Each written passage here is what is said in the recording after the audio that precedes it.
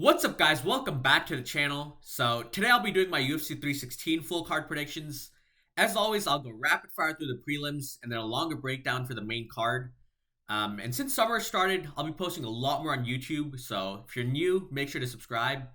But without further ado, let's dive right into the video. So early prelims, you got Markel Medeiros versus Mark Kowinski, and I got Medeiros by decision. Next, you got Keelan Salkid versus Yanal Ashmos, and Salkid, he's a very fun prospect to watch, and I got him by second round TKO. Next, you got Jeka Sarahi versus Jusong Yu, and I got Yu by first round TKO. And last fight on the prelims, you got Ariana De Silva, who missed weight by a decent amount, versus Wang Kong, and I got the Joker, Wang Kong, by decision. Moving on to the prelims, Chaos Williams versus Andreas Gustafsson. I got Chaos Williams by second round TKO. Next, Sergey Spivak versus Waldo Cortez Acosta. This one could really go either way. Both can hurt each other on the feet. Spivak probably the slightly better grappler, but I just think Cortez Acosta has the better momentum right now. So I got Waldo Cortez Acosta by second round KO. Then Azamat Murzakanov versus Brenson Ribeiro. I got Murzakanov by first round TKO. And to close out the prelims, Bruno Silva versus Joshua Van. Now, Silva is a quite decent step up for Van, but I do think Van is the better boxer, good takedown defense, so I got Van by a competitive decision. But now, moving on to the main card, I'll go more in depth here. But first fight, Vicente Luque versus Kevin Holland.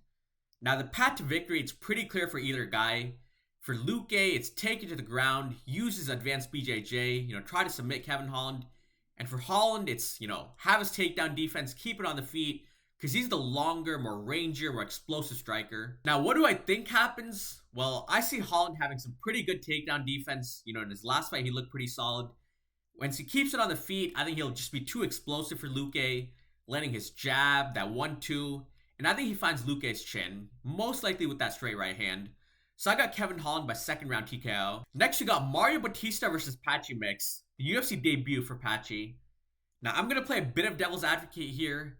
As disliked as Bautista is, he doesn't really have any major weaknesses. The guy can strike at a higher level than Patchy. He's a decent wrestler. And even if he can't take you down, he can just hold you up against the cage. No, but on a serious note, he does have the skills to compete with Patchy. Now, the thing for me, though, is I think Mix is the far superior grappler, even though Bautista isn't that bad. Great takedowns, very slick with the submissions, good transitions and scrambles. I think that sort of expertise, it will give him a big advantage over Bautista on the ground. So my prediction is Patchy Mix by decision. In the featured bout, we got Kelvin Gastelum versus Joe Pyfer. Now, Gastelum's definitely the veteran in this one, 5 years older than Pyfer, way more experience in the UFC, fought much higher level competition. But at the same time, his record as of late, it hasn't been that great. Now, Pyfer, he'll be the bigger man with a lot more power, good jab, good right hand. And for Gastelum to have some decent success, he's going to need to find a way to close that gap, which I don't really see him doing. I think Pyfer stays on the outside, lands the bigger shots. But since Gastelum has an iron chin practically, I don't think he gets finished. So my prediction is Pyfer by decision. On to the co-main event, Juliana Pena versus Kayla Harrison. Now, Pena, I gotta say, whether you like her or not, she does know how to sell and trash talk, which a lot of female fighters don't really do. But unfortunately for Pena, I don't think the fight goes as well as her trash talk. Kayla Harrison, she's just a much stronger grappler. I mean, if she wants to lay on Pena for 25 minutes, grind out a decision, she definitely can win the title that way.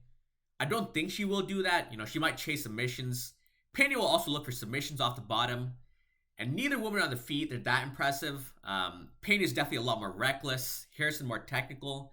But I think they'll be on the ground for a good part of that fight. So my prediction is Kayla Harrison by a very dominant decision. And lastly, the main event, the rematch between Merab Dvalishvili and Sean O'Malley. Now, O'Malley, he looks a lot more locked in this camp. I think it's no drinking, no smoking, no gooning. That focus, it should help him out. And if Sean can fight more on the front foot in this fight, right behind his jab, his right hand, his leg kicks, I think he'll have more success on the feet. But that being said, Merab is just an absolute animal. Very high pace.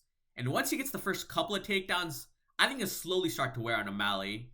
Sean, he relies so much on his speed, his athleticism, his reactions. And if Merab can wear him down, that'll impact O'Malley's reactions. And so ultimately, I think this fight goes kind of similar to the first fight, but in the opposite way. In the first fight, O'Malley's the one who started slow. Merab was the one winning the first couple of rounds. And then O'Malley came on strong in the 5th round. This time around, I think Sean starts fast, maybe wins the first round, potentially the second round. But I think Merab dominates the second half of the fight. So I got Merab by a 3-2, 4-1 decision. But those were my UFC 316 predictions. Like I said, I'll be a lot more active on YouTube this summer and going forward. So make sure to hit that subscribe button. But thanks for watching, and I'll see you in the next video.